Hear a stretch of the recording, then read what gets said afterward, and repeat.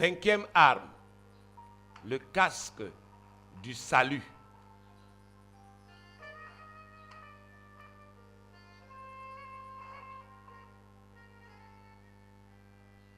La cinquième arme spirituelle que notre Père met à notre disposition dans notre combat contre le monde des ténèbres, c'est le casque du salut. Éphésiens chapitre 6, le verset 17, la partie A déclare « Prenez aussi le casque du salut ». Il s'agit toujours des illustrations. C'est pourquoi, pour bien comprendre, nous allons continuer de procéder comme nous avons procédé avec les sujets précédents. Le casque est une coiffure qui recouvre et protège la tête. Notre tête représente en vérité notre vie. C'est notamment pourquoi à une certaine époque, on exécutait ceux qui étaient condamnés à mort en les décapitant. Lorsqu'on vous tranchait la tête, on était sûr et certain que vous étiez bel et bien mort. Notre vie a été vendue à Satan par notre ancêtre Adam. À cause de son péché, nous sommes devenus esclaves du diable et de ses cohortes de démons assoiffés de vengeance. C'est une vérité que nous devons comprendre. Le mal qui sévit dans l'humanité ne vient pas de Dieu, mais provient du péché originel.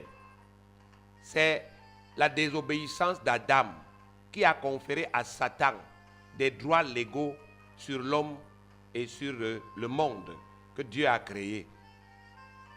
Le péché nous a condamnés à souffrir pendant tous les jours de notre vie sur cette terre et à brûler dans le lac de feu et de soufre dans le futur.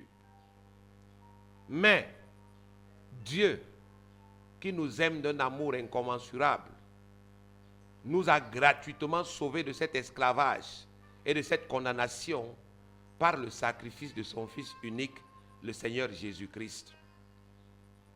Depuis que Jésus-Christ, le Fils unique de Dieu, est mort, crucifié à Golgotha, après avoir souffert la torture, notre vie n'est plus en danger.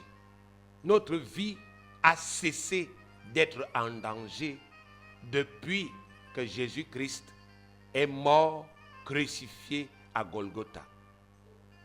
Les souffrances et la mort éternelle qui nous menaçaient, c'est-à-dire qui pesaient sur notre tête, ont été annulées par le sacrifice d'expiation du Seigneur Jésus-Christ. Colossiens chapitre 2, le verset 13 au verset 14. Vous qui étiez morts, c'est-à-dire morts spirituels, séparés de Dieu, par vos offenses et par l'incirconcision de votre chair, il, c'est-à-dire Dieu, vous a rendu à la vie avec lui, c'est-à-dire avec Jésus, en nous faisant grâce pour toutes nos offenses. Il, Jésus, a effacé l'acte dont les ordonnances nous condamnaient et qui subsistait contre nous. Et il l'a détruit en le clouant à la croix. Le Christ Jésus a enduré la punition qui était destinée aux pécheurs. C'est la raison pour laquelle le pécheur qui reçoit le Christ comme Seigneur personnel est sauvé de tout danger et particulièrement de la seconde mort. Ceci s'appelle la rédemption. Et c'est pour cela aussi que aujourd'hui, plusieurs hommes continuent de ployer sous l'hégémonie de Satan parce qu'ils refusent, ils rejettent la simplicité de la parole. Ils veulent croire à des fables habilement conçues par Satan, des fables qui leur expliquent que le mal qui vient, le mal qui existe dans ce monde vient de Dieu. Le mal qui existe dans ce monde n'a pas son origine en Satan. Ils veulent croire en des fables habilement conçues. Et c'est pour cela qu'ils n'arrivent pas à se dépêtrer, à se démêler des liens de Satan. Mais nous nous rendons grâce à Dieu de ce que Dieu nous permet de comprendre dans sa parole la simplicité au sujet de l'histoire de ce monde. Notre Dieu qui a créé l'homme pour que l'homme vive et que l'homme l'aime. Ce Dieu merveilleux-là nous explique d'où vient le mal. Le mal a sévi pendant longtemps dans nos vies sans que nous puissions savoir d'où il venait. Mais à travers la parole, nous comprenons par la simplicité des explications de la parole que c'est l'homme lui-même qui a appelé le mal dans sa vie. Adam a appelé le mal dans sa vie. Mais Jésus-Christ est venu libérer l'homme de la puissance et la domination de ce mal. Adam a conféré par son péché des droits légaux à Satan et à ses démons sur l'humanité. Adam a conféré à Satan le droit d'apporter la pauvreté, le droit d'apporter la maladie, le célibat, la stérilité, la mort dans la vie de l'être humain. Il a conféré à Satan le droit d'appauvrir les êtres humains. Il a conféré à Satan le droit de contrôler les richesses, les biens que Dieu avait créés au commencement pour l'homme. Mais Jésus-Christ est venu faire un travail. Il est venu racheter l'homme de cet esclavage et de cette perdition. Jésus-Christ est notre rédempteur. Il est la rançon que Dieu a donnée afin que nous puissions être libérés. Ésaïe chapitre 53, le verset 4 au verset 6 dit ceci. Cependant, ce sont nos souffrances qu'il a apportées. Vous voyez, Dieu est si simple. Il est si simple dans ce qu'il nous dit que nous n'avons pas besoin effectivement de douter. Ce sont nos souffrances que Jésus-Christ a portées. C'est de nos douleurs qu'il s'est chargé. Et nous l'avons considéré comme puni, frappé de Dieu et humilié. Mais il était blessé pour nos péchés, brisé pour nos iniquités. Le châtiment qui nous donne la paix est tombé sur lui et c'est par ses meurtrissures que nous sommes guéris. Nous étions tous errants comme des brebis. Chacun suivait sa propre voie. Et l'Éternel a fait retomber sur lui l'iniquité de nous tous. Voilà la vérité, bien-aimés. Voilà la vérité. La parole de Dieu est la vérité. Et elle nous enseigne la vérité. La Bible nous dit que Jésus-Christ était notre substitut. C'est sur Jésus-Christ que le châtiment qui nous était destiné est tombé. Si nous comprenons la substitution opérée par Christ, nous allons comprendre que c'est légitime pour nous aujourd'hui d'aspirer au bonheur. Comme c'était légitime pour le diable de dominer dans nos vies hier, c'est comme ça que c'est aussi légitime pour nous aujourd'hui de vivre le bonheur, de vivre la santé, de vivre la réussite, d'aller au ciel, de manifester la puissance de Dieu aujourd'hui. Parce que notre Seigneur Jésus-Christ a payé le prix parfait, légal, complet et éternel pour que la puissance et les droits de Satan soient anéantis dans nos vies. En Christ Jésus, le pécheur repenti s'est assuré une place au ciel auprès du Père. Il est complètement racheté et ne sera plus condamné. Il est sauvé. Jean chapitre 5, le verset 24 déclare, en vérité, je vous le dis, celui qui écoute ma parole et qui croit à celui qui m'a envoyé a la vie éternelle et ne vient point en jugement, mais il est passé de la mort à la vie. Voilà ce qui est écrit. Voilà la vérité. Dieu nous dit que si nous écoutons la parole de Jésus et si nous croyons à lui qui a envoyé Jésus-Christ, alors nous avons la vie éternelle et nous ne viendrons plus en jugement, mais nous sommes sauvés, nous sommes passés de la mort à la vie. Le chrétien est quelqu'un qui est déjà sauvé. Le chrétien aujourd'hui ne prie pas pour être sauvé. Le chrétien ne travaille pas pour être sauvé. Le chrétien ne sème pas son argent, ses biens pour être sauvé. Le chrétien prie parce qu'il est sauvé. Le chrétien chante parce qu'il est sauvé. Il sert Dieu parce qu'il est déjà sauvé. Il sème parce qu'il est déjà sauvé. Voilà, n'est-ce pas, effectivement, la nuance que le corps de Christ doit comprendre.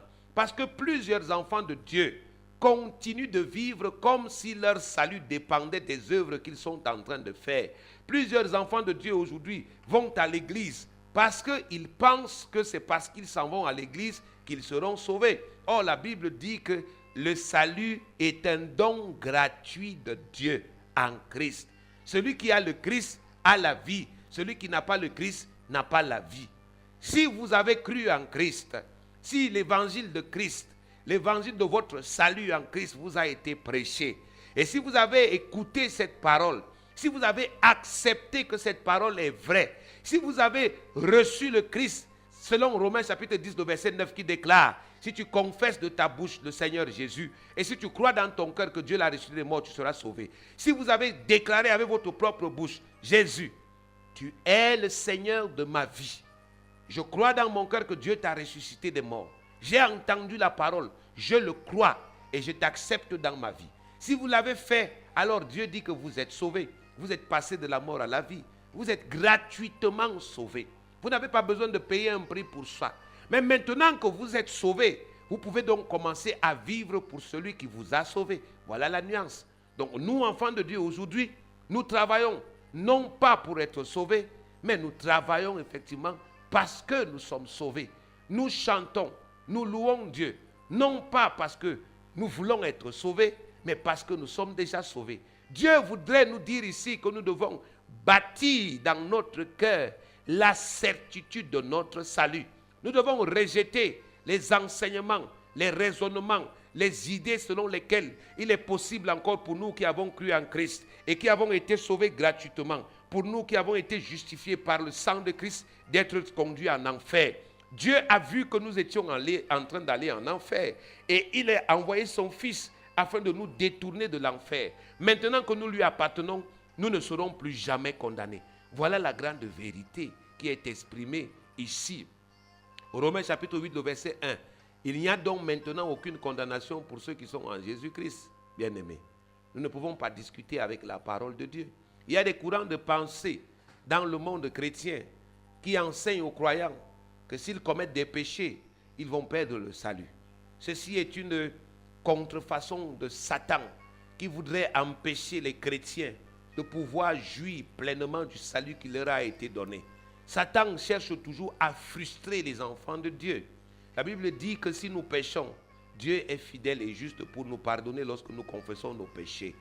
Le péché aujourd'hui ne peut pas nous empêcher d'être sauvés parce que nous n'avons pas été sauvés parce que nous avons décidé de ne pas pécher.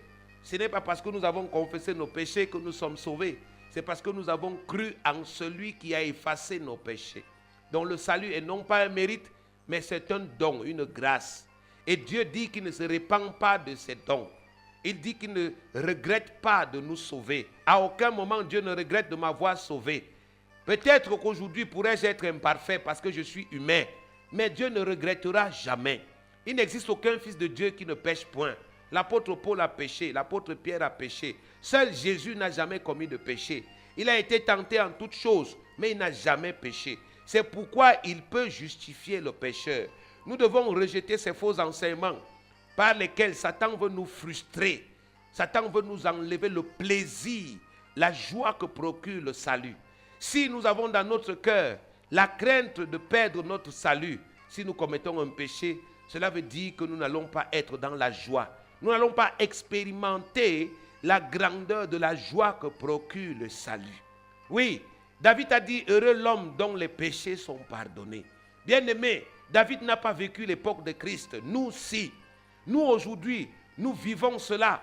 Christ a déjà versé son sang et nous avons reçu l'Esprit. L'Esprit qui atteste que nous sommes fils de Dieu. Éphésiens dit que l'Esprit est le gage de notre héritage. Dieu nous a donné une preuve, un gage pour nous affirmer effectivement que nous sommes devenus ses héritiers. Et cette preuve, c'est l'Esprit de Dieu. Il n'y a aucun moment où l'Esprit de Dieu nous quitte. Pourtant, il y a des moments où nous péchons. Parfois, nous sombrons dans le péché parce que nous sommes faibles. Alors, l'Esprit de Dieu ne nous quitte jamais. Mais en tout temps, lorsque nous reconnaissons nos faiblesses, lorsque nous nous mettons à genoux, lorsque nous nous prosternons devant notre Père pour reconnaître nos fautes, alors il nous pardonne. Et il nettoie nos cœurs de toute condamnation. Et il nous relève de toute chute. Il nous motive à continuer. C'est cela qu'est la véritable vie chrétienne. La vie chrétienne n'est pas une vie de crainte. Les enseignements qui tendent à s'aimer la crainte, n'est-ce pas, dans le cœur des enfants de Dieu sont des enseignements contrefaits, des enseignements de Satan. Satan a infiltré l'Église et aujourd'hui, il y a certains hommes de Dieu qui enseignent qu'il est possible de perdre votre salut. Bien-aimés, vous devez rejeter ces enseignements. Ils ne viennent pas de Dieu. Ces hommes de Dieu eux-mêmes sont des pécheurs. Parce qu'effectivement, il n'y a aucun homme sur cette terre qui ne pêche point. Si effectivement ils enseignent ces choses, ça veut dire qu'aujourd'hui, nous ne devons pas avoir une assurance de salut. S'il est possible pour nous de perdre notre salut, alors nous ne devons pas avoir l'assurance du salut. Voilà ce que les hommes de Dieu qui enseignent qu'il est possible de perdre du salut veulent bâtir dans nos cœurs. Ils veulent bâtir la crainte de l'enfer, la crainte de la perdition. Pourtant, la Bible nous enseigne un autre message. La Bible dit que nous devons avoir l'assurance de notre salut dans notre cœur. Nous sommes sauvés. Nous devons, n'est-ce pas, effectivement, prendre le casque du salut. Nous devons porter effectivement ce casque sur notre tête. Porter le casque du salut sur notre tête signifie effectivement bâtir dans notre cœur cette assertion, cette affirmation, cette conviction qu'en Christ nous sommes sauvés. Le salut que Dieu nous a accordé en son Fils Jésus-Christ est un casque spirituel qui protège parfaitement notre tête contre toute condamnation. Porter le casque du salut signifie nous prévaloir de ce grand salut en face de toutes les tentatives de l'ennemi visant à nous réduire de nouveau en esclavage. Bien-aimés, nous devons dire à Satan que nous sommes sauvés. Nous devons dire à tous qui veulent nous frustrer que nous sommes sauvés. Nous devons leur dire que notre tête n'est plus mise à prix. Nous devons leur dire que nous avons été délivrés de l'enfer. Nous avons été délivrés de la colère à venir. La colère qui s'abattra sur les rebelles ne s'abattra pas sur nous. Parce qu'au temps marqué, le Christ descendra du ciel et les morts en Christ ressusciteront. Et nous, les vivants en Christ, nous serons changés et nous serons enlevés, transportés, n'est-ce pas, pour rejoindre le Christ dans les airs. Et nous serons avec Dieu pour toujours. Voilà ce que la parole de Dieu nous enseigne.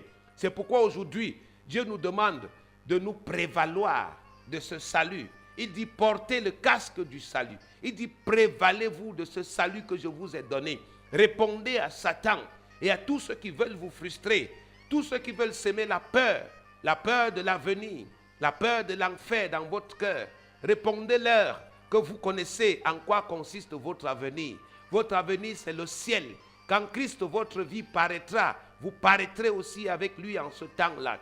En ce jour-là, vous allez revêtir l'immortalité. Vous serez comme Christ.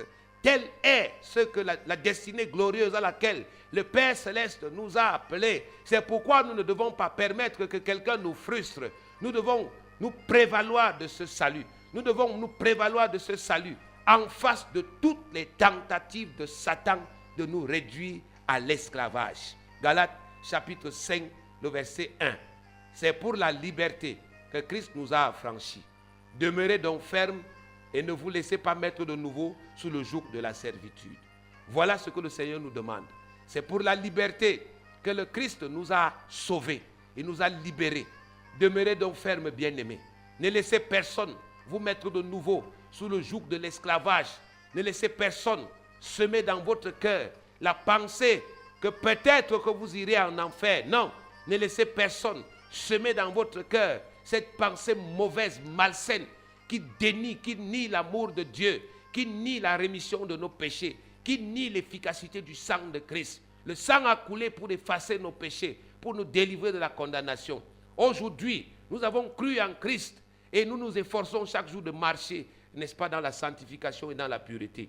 Mais tant que nous demeurons dans ce corps, tant que nous demeurons dans cette nature, nous sommes faibles. Et Dieu nous a donné une porte de sortie. Il a dit que si nous péchons, si nous tombons dans le péché, si nous tombons en tentation, relevons-nous. Il a dit que si nous confessons nos péchés, il est fidèle et il est juste pour nous pardonner. Voilà la vérité. Prenez aussi le casque du salut. Prenez aussi le casque du salut. En d'autres termes, prévalez-vous du grand salut que vous avez reçu gratuitement en Christ Jésus.